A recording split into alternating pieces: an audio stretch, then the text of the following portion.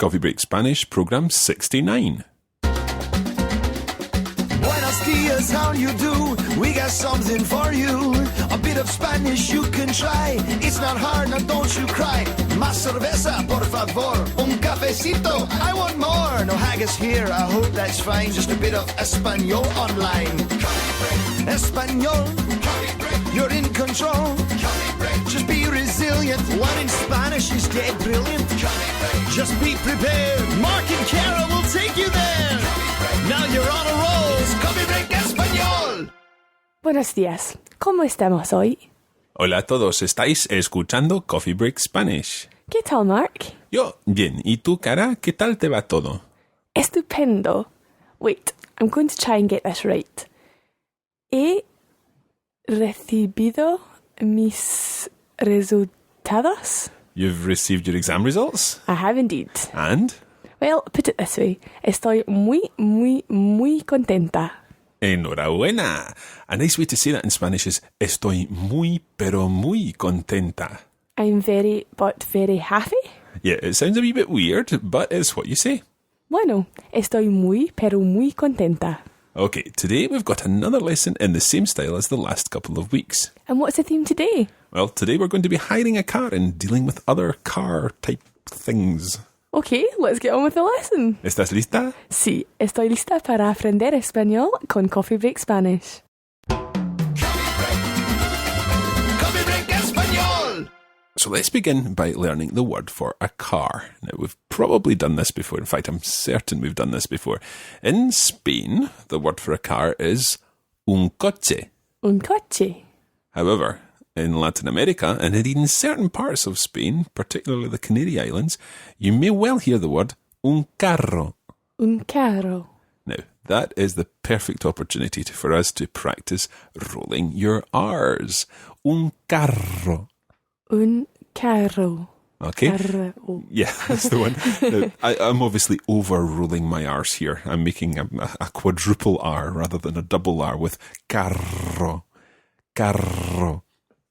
The trick to getting this correct double R sound is the realization that in Spanish, a double R has to have quite a lot of breath going out of your mouth, okay? So what you need to do is put your tongue up to the top of your mouth where you would pronounce the single R in Spanish. Remember, like, I think you said it in an American accent, Cara. You said bottle in an American accent. Can you say that? Bottle. Bottle, yeah. Or butter. And where your tongue goes to pronounce that T sound with an American accent, in words, for example, like pero, meaning but, then you need to keep your tongue there and then just blow through your tongue so that the front of your tongue comes back down. Okay, it's really complicated to describe, but it sounds something like perro. Okay, it's kind of like that. Perro, perro. Perro. Perro means dog. Double R, perro. Perro. As opposed to pero, meaning Pero. But. Yeah. So, pero Perro. and perro. Perro. Again, I'm kind of over-rolling a little. There is a tongue twister that is very common in Spain, and it certainly will help you practice your double R's. And it goes something like this. R con R cigarro, R con R barril. Rápido corren los carros de ferrocarril. Can you say that, Cara? Well. Okay, let's take it line by line. R con R cigarro. R con R cigarro. Okay, so that literally means it's like lots of tongue twisters. It doesn't mean a huge amount. So R with R cigar. R con R cigarro. R con R cigarro. And that would be cigarro if you're Latin America. R con R barril. R con R barril. Okay, so R with R, barrel. Rápido corren los carros. Rápido corren los carros. Okay, so that's coming back to carro, okay? Carro in this situation are the coaches of the railway that we're going to find in a moment. Rápido corren los carros, so quickly run the carriages. Rápido corren los carros.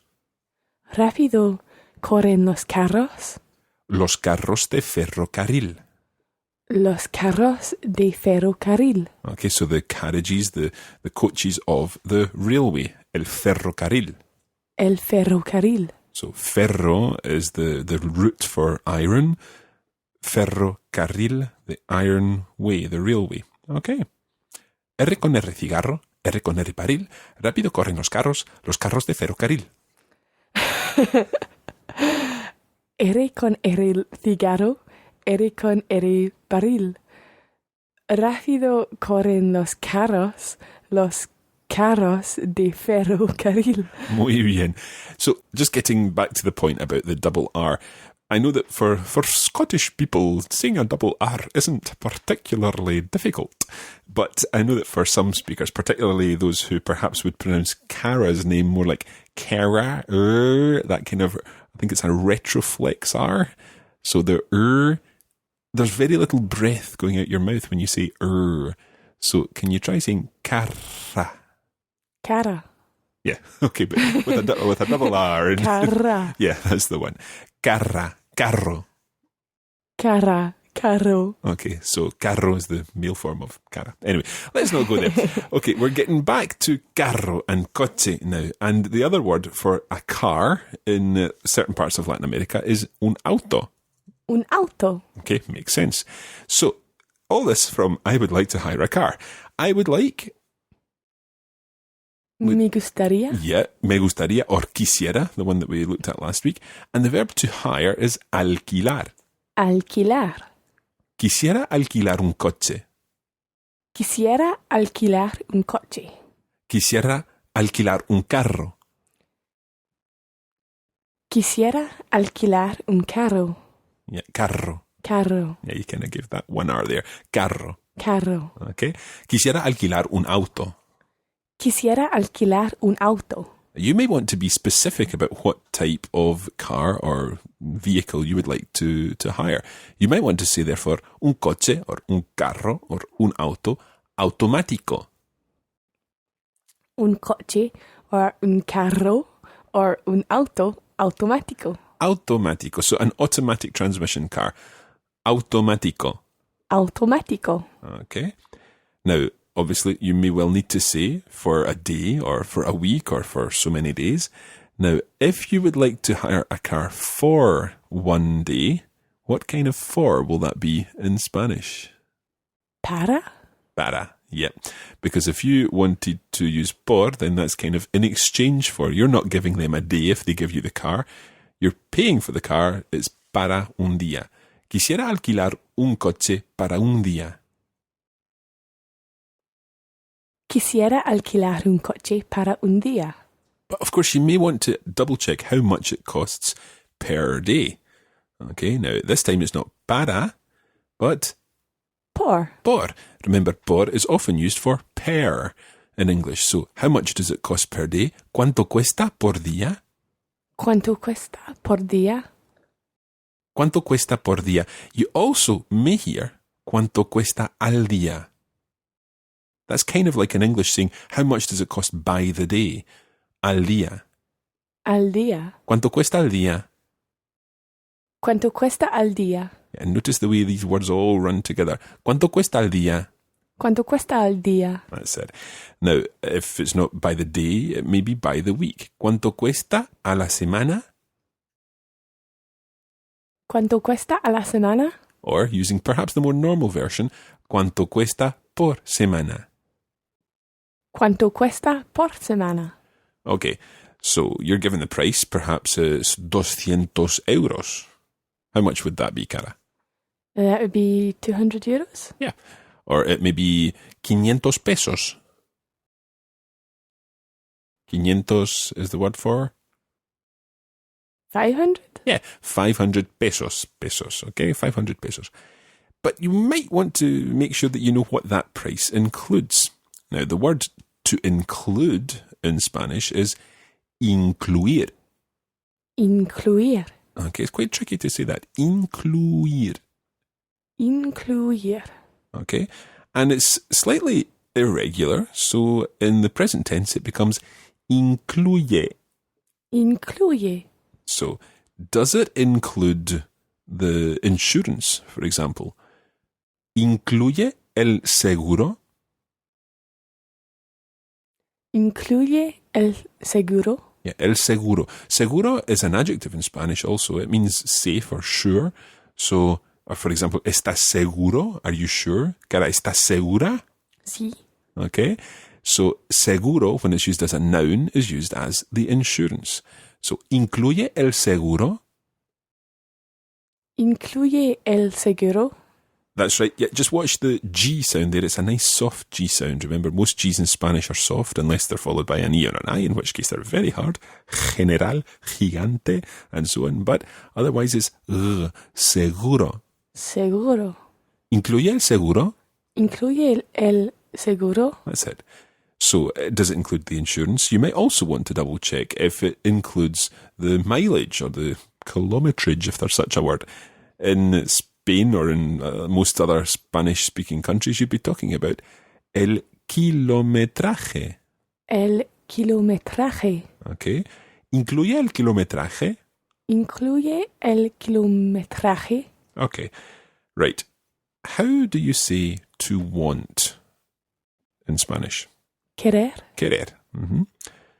So let's work this out. Querer is what type of verb? It's one of those slightly irregular ones. It's called a... Radical changing verb. Yeah, it's called a radical changing verb because it becomes I want, Quiero. you want, ¿Quieres? he or she or it wants. ¿Quiere?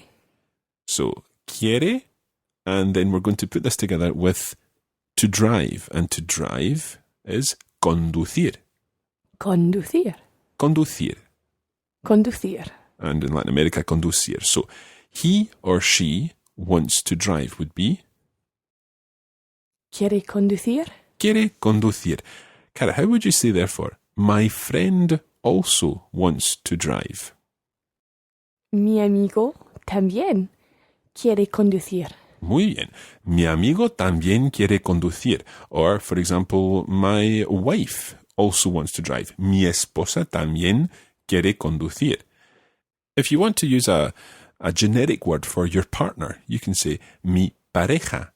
Mi pareja también quiere conducir. Mi pareja también quiere conducir. Okay. So you've specified that someone else wants to drive. You've included the mileage and the insurance and so on, or indeed you've checked that the price includes that. You're very likely to be asked, of course, for su pasaporte, por favor. Your passport? Yeah. And also, particularly regarding cars, su permiso de conducir, por favor. Your driving license? Yeah. Su permiso. Su permiso. Su permiso. Now that obviously is perhaps known as a driving permit or other ways of explaining the same thing in other countries. Here in the UK, we would call it a driving license. So, can you give me your driving license, please? ¿Me da su permiso de conducir, por favor? ¿Me da su permiso de conducir, por favor? Yeah. Or indeed, ¿me puede dar? Or puede darme, based on all our discussions last time. ¿Puede darme su permiso de conducir, por favor? ¿Puede darme su permiso de conducir, por favor? Exactly. Okay, you've given your driving license over, you've perhaps given a passport or some kind of identification. You might want to ask, do I have to pay a deposit? So which verb are we going to use for to pay? Pagar. Pagar, to pay.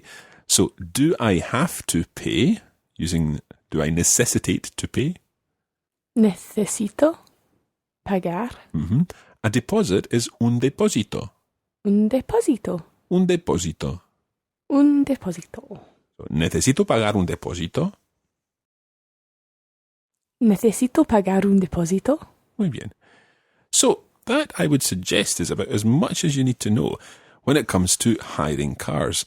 Of course, there will be other things that you might be asked, for example, your name and to fill in addresses and so on in forms. But that hopefully will help you get the transaction done. One other thing that does occur to me when we're talking about cars is that there is the chance, of course, that you will break down, which hopefully won't happen. But if you wanted to say in the simplest possible terms that the car has broken down, how would you say that based on what you know from hotel rooms and problems that you found in hotel rooms? For example, your television not working. El coche no funciona. Yeah, you could say, el coche no funciona. So that would, of course, get your meaning over. But there is a word, obviously, for to break down. In fact, there are two ways of saying to break down, depending on where you are. You might be talking about mi coche, my car in Spain, or mi carro elsewhere. Mi coche se ha estropeado. Mi coche se ha estropeado. Yeah. Estropearse literally means to spoil. Okay, it can be used particularly with food, which goes off. Estropearse, to spoil, but when you're talking about a car, it's spoiled itself, it's broken down. Mi coche se ha estropeado. Mi coche se ha estropeado. Yeah, and there's another word that you can use, and that's averiado. Averiado. Mi coche se ha averiado. Mi coche se ha averiado. Yeah, and we're using more perfect tenses here because it's ha averiado, but it's a reflexive one, so it's se ha averiado. Mi coche se ha averiado. Mi coche se ha averiado. Or mi coche se ha estropeado. Mi coche se ha estropeado. And if you've ended up with no petrol or no fuel, no gas, you could say, me he quedado sin gasolina. Me he quedado sin gasolina. So quedar is to end up, to finish. Or rather, quedarse is to end up, to finish. Me he quedado sin gasolina. Me he quedado sin gasolina. Okay, so I have ended up without petrol. I've run out of gas. You might have a puncture. Un pinchazo. Un pinchazo. Un pinchazo. Or in Latin America, un pinchazo. Un pinchazo. So I have a puncture. Tengo un pinchazo. Tengo un pinchazo. Or indeed, you might not know what's wrong with your car, in which case you would say, I don't know, which is No sé. no sé or no lo sé. But I don't know what's happening. You could say, I don't know that which happens. No sé lo que pasa. No sé lo que pasa. No sé lo que pasa. No sé lo que pasa. Mi coche se ha estropeado, pero no sé lo que pasa.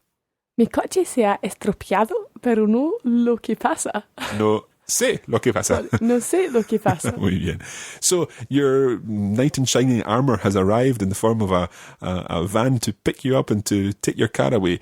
And of course you might have to say then, can you take me to this address? See if you remember how you would say this from last week. ¿Me puede llevar a esta dirección? Muy bien, me puede llevar a esta dirección. Now, I have to say that I really do hope this does not happen to anyone while you're abroad or while you're travelling in a Spanish-speaking area. And if it does, at least you will have the basics of how to cope with this. And most importantly, I'm sure by speaking in Spanish, you will impress the people who are there to help you, and they will be much more interested in helping you rather than if you just say, my car's broken down in English.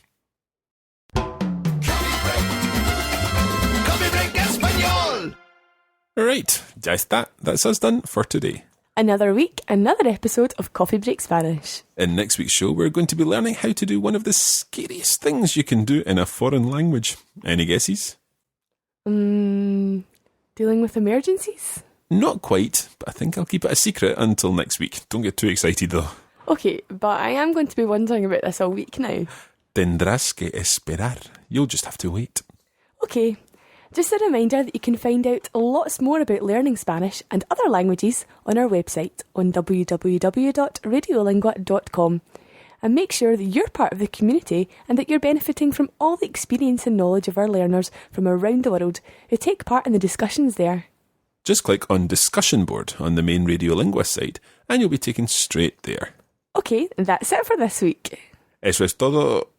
Cara, how would I say that's all for this week in Spanish? Is it por or para? Por. Muy bien. Eso es todo por hoy. Gracias a todas. Hasta la semana que viene. And don't forget to practice R con R cigarro, R con R barril. Rápido corren los carros de ferrocarril.